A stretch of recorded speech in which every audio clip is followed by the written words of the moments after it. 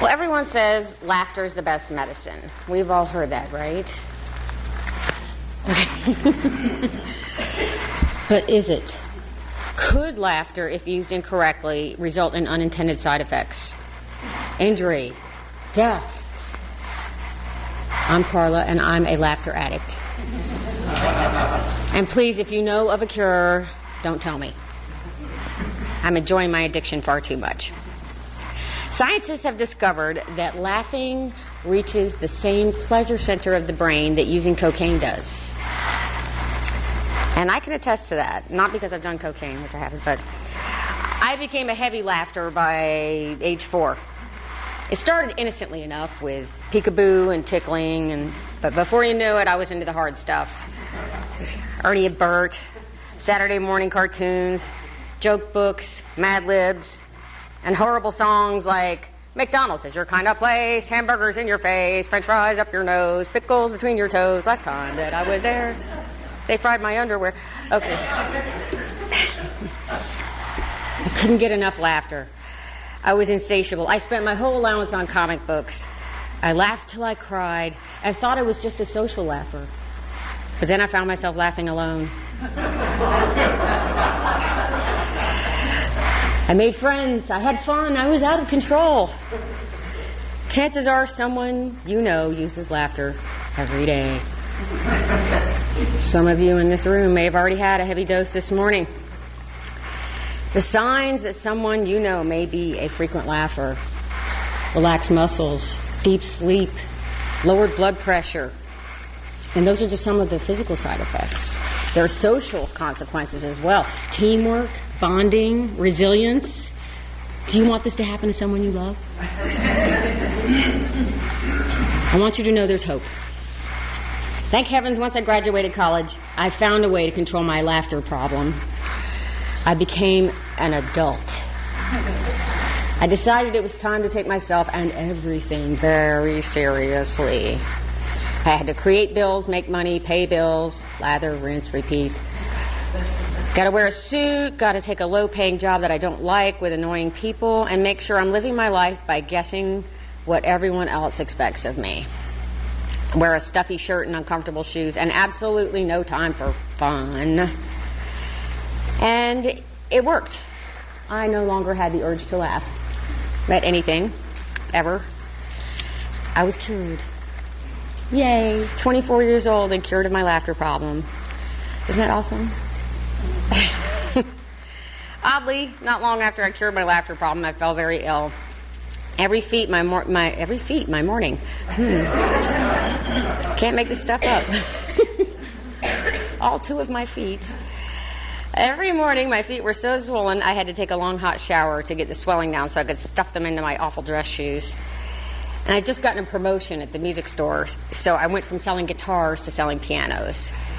And you could dress like a kid and sell guitars, but you got to dress like an adult if you're going to sell a piano. So that also, by the way, the suit helps you pass off as an adult. I had hot, swollen elbows and a low-grade fever that never went away. And some days one eye would droop or a lip would swell up, just randomly. I'd kind of look like a Picasso, a really tired Picasso. I come home from work every day trying to sell pianos. I'm not sure if I ever sold any. And I just plop into bed, too tired to even eat. And I was 24. I thought, this is not normal. This is not who I am. I played in the marching band. I was 5 feet tall. 1 year... I'll put this so you can see me. It's blocking my face, isn't it? I'm still barely over 5 feet tall. I played the tuba in 10th grade in marching bands. Mostly because they said I couldn't do it. Well, nobody else wanted to do it. I said, I'll do it. And they all laughed at me, so I did it. And they called me the tuba with legs. I'd get home from marching around with the tuba for 2 hours, and then I'd do an aerobics record. And then when my record was over, I'd flip it over and do it again. So this was not typical for me to be so tired. I didn't think anyone should be that tired at 24, but especially not the tuba with legs. It's almost as if my body didn't appreciate my interpretation of being an adult. Is it possible, along with my horrible diet of Diet Coke and Taco Bell 79-cent menu, that I was also suffering from a lack of vitamin L and vitamin F, laughter and fun? I learned later that indeed there's a study out that's proven that having a fun gathering with people you like optimizes your immune system for the following 3 days. So I started planning fun things as part of my recovery. And years later I learned that if you have something planned like that, according to the biology of hope, it optimizes your immune system for the 3 days before while you're looking forward to it. So, lesson 1, plan something fun with people you like, which may or may not be family. Oh, did I say that out loud? At least once a week. And that's the interesting thing about optimizing. If your immune system is too active, it'll bring it down. And if it's too low, it'll bring it up. That's also a pretty new finding. Finally, after I'm backing up a little bit in my timeline here, after 2 years of going to urgent care centers and being misdiagnosed with bronchitis, rheumatoid arthritis, lung disease, and hypochondria, I got someone, a physician's assistant actually, who listened to me long enough to put it all together and correctly diagnose me. Lupus. Well, 1993, pre-Google, I'd never heard of it. Later I learned it's an autoimmune disease, which means your immune system is attacking your healthy tissues. It can attack any organ, joints, skin, lungs, kidneys, brain. It is not contagious.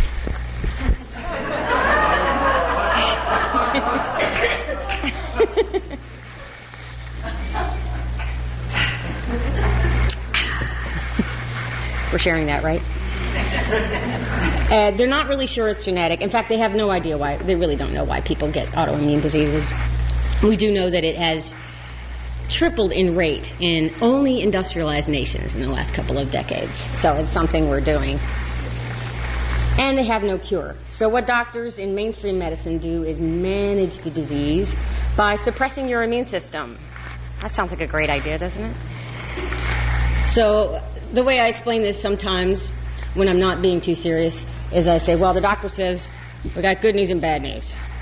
The bad news is you're very sick, but the good news is we have something that can help you. The bad news is it's prednisone. And I can always tell who's had prednisone. The good news is it's cheap. The bad news is it has a lot of side effects. Phytosex. That's not good. Side effects.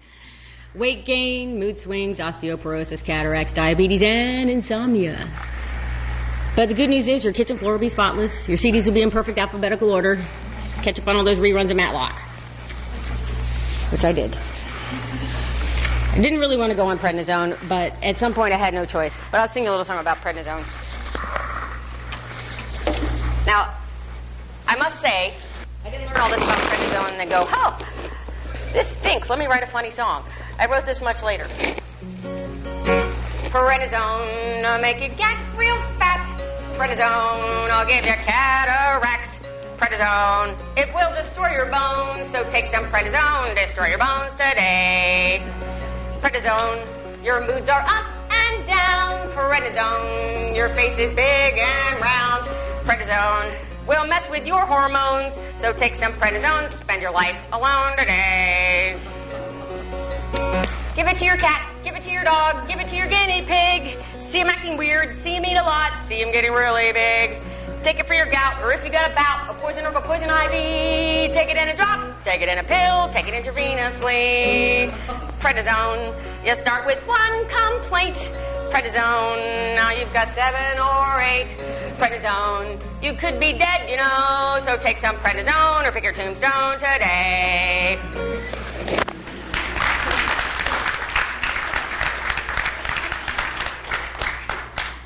So you can imagine after reading all that, I really didn't want to go on prednisone. I was thinking, gosh, I'm 25. I can just see that Match.com ad. Bald, pale, anemic, moody, moon-faced insomniac. Seeks anybody. But of course, I had no choice. I had to go on the prednisone. I was 82 pounds. My kidneys were failing. I couldn't even get out of a chair without help. And so it's not like dating was priority number 1 at that point. or even an option at all. I went to the support groups and I saw the long-term effects of prednisone. Rented lips, as Steve Martin says. And it renewed my determination to find a better answer, to get off of the prednisone as soon as possible. Meanwhile, I was fired from my job for being sick, which sounds like really bad news. But the truth is, I really didn't like wearing a suit, or hose, or pumps, or selling, or my boss, or having a half-hour lunch break, or making minimum wage. Other than that, it was great. What I really wanted to do was this. I wanted to write and play songs. But I had really bad stage fright, and I wanted security of a steady paycheck. Of course, as soon as I needed the security, when I got sick, my secure job disappeared. So really, my illness freed me from that trap, that illusion of security. And it got me over my stage fright as well, because after you face death, stage fright seems kind of silly. And if there was no real security, I might as well do what I want to. So if lupus is, as described by medical professionals, a non-self disease, where the immune system no longer recognized your own tissues and saw them as foreign substances to be attacked, maybe I had become something I wasn't. That may or may not be a valid explanation for autoimmune disease, but I do know that living a life that ignores your inner voice and forces you into the gulag of dreading every day can't be good for your health. My family came up to North Carolina, the other Carolina. I know all the songs that just say Carolina, they're talking about this one. And they brought me back down to Clemson, where I started over. I started teaching guitar, and I got my first gigs right here in Clemson, and I was having a blast. And by the way, I spoke here 20 years ago. I can't believe how much time what was I, 1 year old? So lesson number 2 for me was that living authentically is great medicine. What was lesson number 1? I've already forgotten. Let's review that, shall we? Lesson number 1 was what? Social? I'll review it at the end. Yes, okay. So living authentically is great medicine. Do things you love. Whether it's the way you make your living or not, doesn't matter. But do things you love. Have them in your life. Also, I learned that prednisone is a powerful medicine with horrible side effects, but it can save your life. Meanwhile, I got all my mercury fillings replaced, and I found out my food allergies, and I cleaned up my diet and was able to get off the prednisone within 9 months, which is pretty unusual for the severity of lupus I had. So lesson number 3 was alternative medicine is good medicine. And lesson number 4, good food is good medicine. So I had the life of my dreams for a while. I was teaching guitar here in Clemson, also at Lander, North Greenville Baptist, and playing gigs all around the area. Writing, playing, teaching, becoming a better guitarist, doing what I loved all day long. Over time, I got swept up in the music business and traveling a lot, and I forgot a few of those lessons that I'd learned, especially the one about good food. I mean, who has time for that? So I ended up, to my great surprise, getting sick again. And I found myself in the hospital in Florida with kidney failure, congestive heart failure, high blood pressure, and a stroke. So I was in the hospital getting transfusions, chemotherapy. It's not just for cancer anymore. They use it for everything now. Intravenous prednisone and a pile of other medications. Just when I thought I couldn't watch another episode of The Price is Right and wondering what in the world I had to look forward to, my friends started showing up to visit, which sounds great, but I know they meant well. They'd say things like, I know someone who had that. She died. Oh, thanks for the boost of confidence. Or, you don't look sick. You don't look insensitive. I'm just here for the bingo. And my favorite one, is it contagious? Yes, and you can't leave until I lick your face. It's not contagious. I just say that to weed out the riffraff. But yet one more riffraff made his way in and said, I hear getting pregnant can help with that. That is the worst pickup line I've ever heard.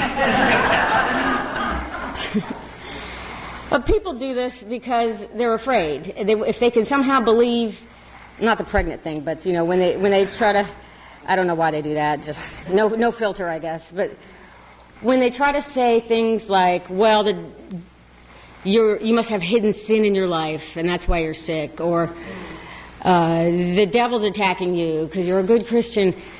They say these things. It took me a year and a half to realize that I was out on a walk, and it finally came to me because I thought, why are these good Christians acting this way? And I realized it's because they were afraid. They wanted to believe somehow that it wouldn't happen to them. And that certainly made it a lot easier to forgive. After all, Don Knotts, a founder of the Peace Corps, and a serial killer all got the same diagnosis. That's why there's a book called When Bad Things Happen to Good People. Otherwise, it'd just be a pamphlet titled, Isn't It Great That Only Mean People Get Sick?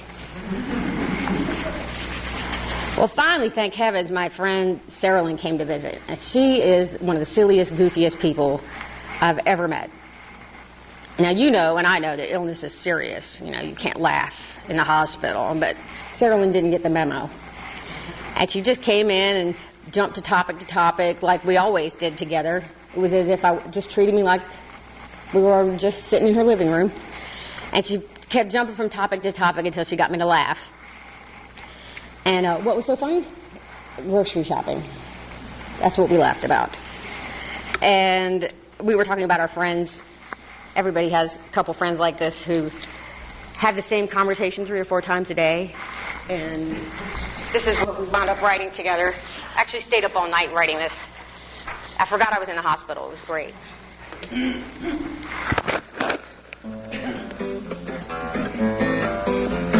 If you want me to pick up something next time that I go to the grocery store, put it on the list. Honey, would you get some detergent and some milk and eggs? I said, here's a pen. Put it on the list. Did he want a squash or a zucchini? Ziti, macaroni, or linguine? Should have seen me. You can bet that I'll forget why I came if I don't have it in writing. So, put it on the list.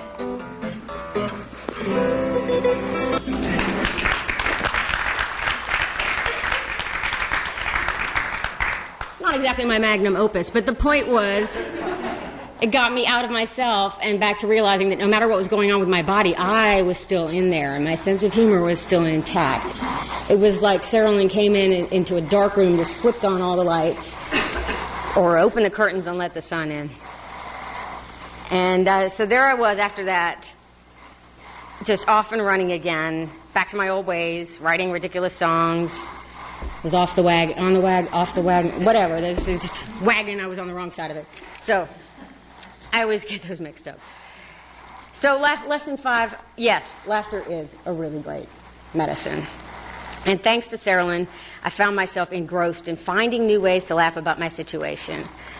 I wrote every day about my problems, and the more painful and humiliating, the better. Because, as Mark Twain said, comedy is tragedy plus time. But I rephrased it. I like to say comedy is pain plus distance. Because I don't want to wait to laugh. I need to laugh now. So there are other ways to find distance without having to wait. Number one of our favorite ones in Looney Tunes is Schadenfreude laughing at something that happened to someone else. I forget, someone here will know who the quote is, that if I get a hangnail, that's a tragedy. If you fall down a manhole, that's comedy. Mel Brooks. My sister, she knew. And I started writing all kinds of songs about my situation, everything that frustrated me. I was on diuretics, so I wrote On the Commode Again. Can't believe I'm on the commode again. Had to do this 24-hour thing where you collect all of your urine in a jug and you have to keep it in a refrigerator, which is really disgusting. And I wrote, ha ha ha, he he he, little brown jug, how I love thee. 24 hours. And then when I got too thin as part of with all the diuretics, and I'd already lost so much muscle mass, I took one of my own songs and wrote a parody, and it's called What If Your Butt Was Gone? And the great thing was, this is not just laughter, this now is humor. Because laughter is a physical response to a stimulus. But humor is a way of looking at things. And humor is considered a trait of survivors. And it's listed in numerous places Bernie Siegel, an oncologist, wrote as that's one of his five main traits is humor. C.W. Metcalf, who's a survivor, he also listed 5 different traits, but humor was in there. And positive psychology, which studies the bringing people not just from sick to not sick, but actually getting them from not sick to flourishing, lists 24 traits of people who flourish, and humor is number 8. Well, but it's in the top 10. Number 1 is hope. But I find they're all interwoven, because once somebody made me laugh, then the hope came back, and a lot of those other good traits too. So for me, it was a catalyst, the humor. And also a great coping strategy. I had this doctor who always made me wait 2 hours. Didn't matter what time my appointment was. It was always a 2-hour wait. And I thought, what would I do if I were at home? Well, I'd be having a snack and writing a song. So I started bringing my song idea notebook and a picnic basket. And I thought, well, you can make me wait however long you want. In fact, they'd come in and call my name, and I'd say, I'm almost done with this verse. Can you come back? About 10 minutes. It's very empowering to laugh at things that are out of your control. It kind of takes the power away from them.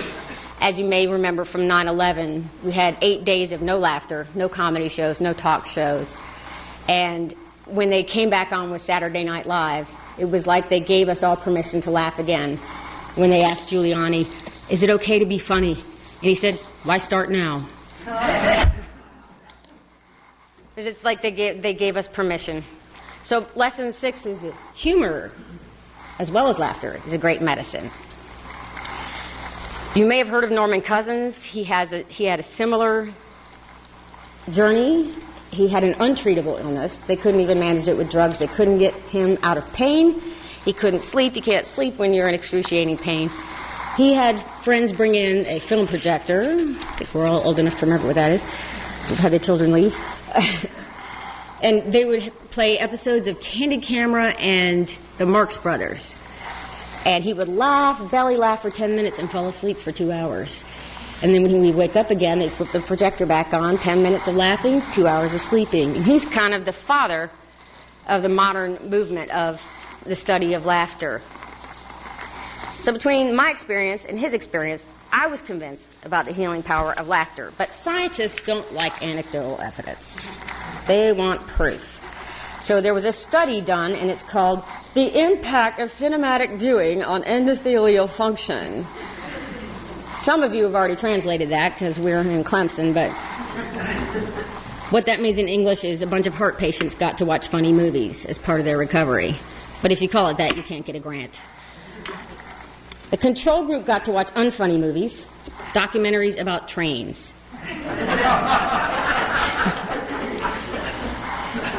And the results were the patients who got to watch the funny movies had lower blood pressure and fewer recurrences of heart attacks than the train documentary group. So either the comedies were great medicine or train documentaries are really bad for you. I'm not sure. I think they concluded it was the comedies. When they tried to replicate this study, different scientists tried to recreate this. They had mixed results, and at first they were baffled until they realized that it mattered what kind of comedy you were viewing. If you're viewing humor that is cruel, sarcastic, or dark, even if you're laughing, it doesn't actually help the heart. At first glance, all humor may seem similar, but if you want healthy humor, you've got to look closely. The same way you don't want to mix up the toothpaste and the preparation H. So lesson 7, choose healthy humor. I made this little diagram last night. I've had it in my head. For those of you who remember biology, recessive and dominant genes.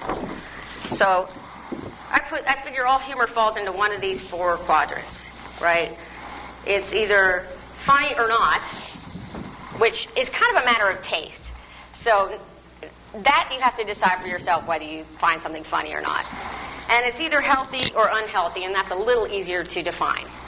Obviously, if it's not funny and it's not healthy, why bother? If it's healthy and it's not funny, So hopefully we wind up with funny and healthy, with an occasional indulgence in funny and unhealthy, because sometimes something's just so funny you can't help it.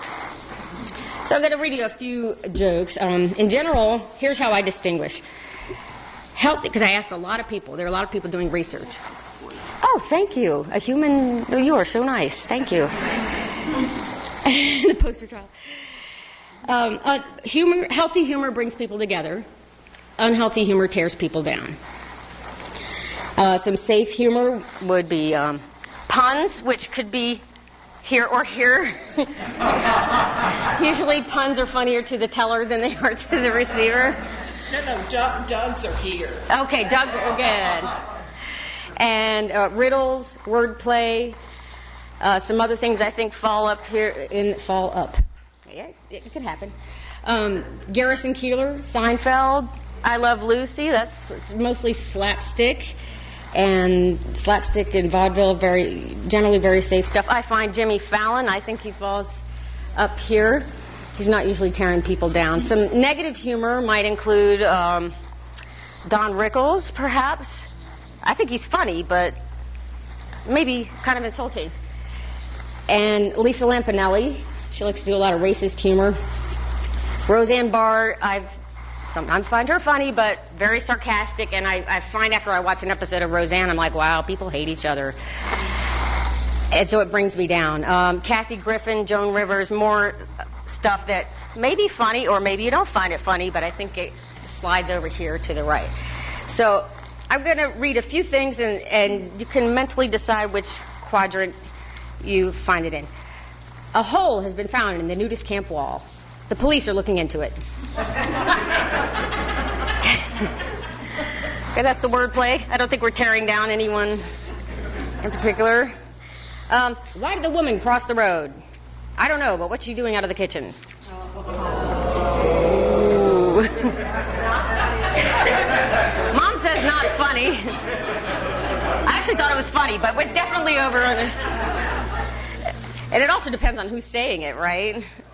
If your husband's saying it to you, it's really unhealthy. If you see someone crying, ask if it's because of their haircut. Ooh, unhealthy. And apparently not funny either.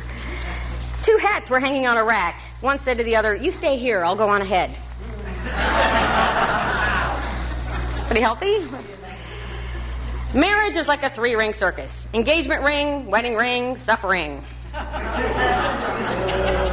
Oh. I heard some laughs, so I'm going to put it here. Now, here's one I think depends. If you say something irreverent in a Unitarian sanctuary, do you get struck from above by a question mark?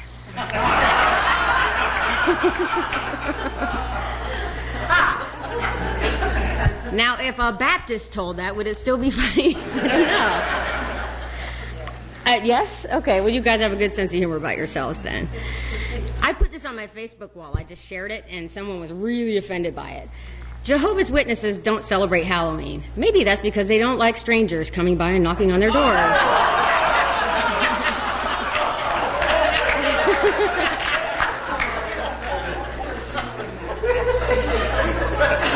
If you're a Jehovah's Witness, I think that's going to wind up... I wound up deleting that because one of my friends was like, oh, one of my relatives? No, it wasn't my relative. It was just a friend. I also like unintentional humor, like the church bulletin announcements. The ladies of the church have cast-off clothing of every kind and may be seen in the church basement on Friday afternoon. Okay, so thank you for being the human easel, and I'll try to wrap up here because I think I've gone over your time, but I find that most great belly laughs come from shared laughter and everyday life amongst friends, unscripted. Like when you misspeak or someone leaves $10 in a hymnal. Which, by the way, is a great way to boost attendance.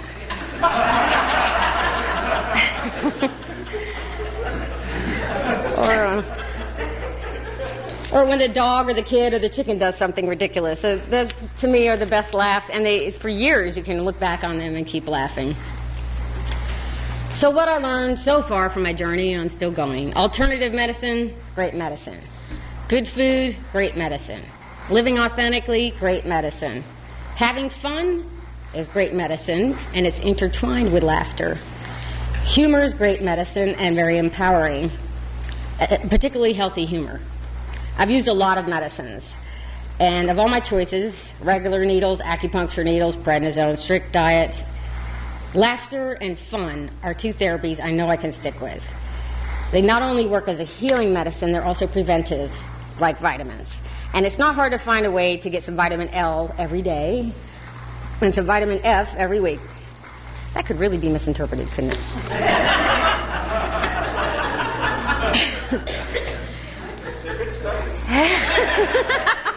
I'm sure they have. All over the internet. And they're both a lot cheaper than cocaine. So, I don't know. If you think you just find yourself becoming a frequent laugher, if you think you can deal with the improved mood, the better sleep, and deal with it every day, if you think you can handle it, here are a few places you can find the good stuff. Watching a sitcom or a comedy before bed instead of the news. Keep a laughter journal. If you start just making a little note of the things you find funny every day, it's much like a gratitude journal. It grows. As you start to notice it, you notice more. So as you make a note of it. And schedule one fun thing a week with people you enjoy. I think that's my thing that I hope you will take away. Once I started using laughter again, I showed all the signs and symptoms of a frequent laugher. Lowered blood pressure, improved mood, better circulation, sounder sleep, and if that is the price I have to pay, so be it. And I hope I'm never cured of laughing again.